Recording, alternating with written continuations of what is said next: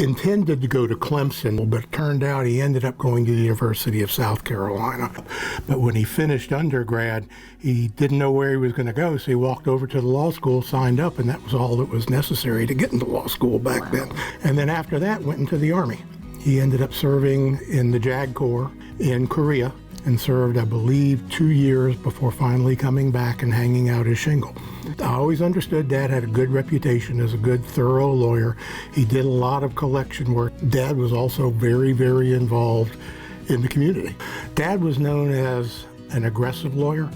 I think most people who have dealt with him would have said so.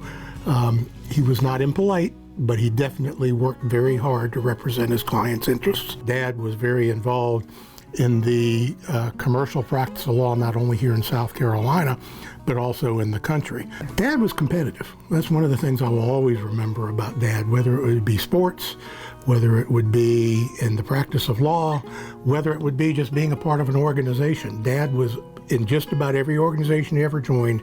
He wanted to be president, and he ended up being president. Recently, Dad got very involved back in his military practice. He went on the honor flight, which went when they did the World War II memorial and they started doing the honor flights.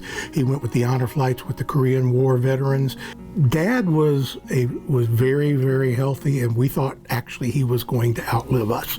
It was a real shocker that he didn't, but he did live to be 94. So he had a full life.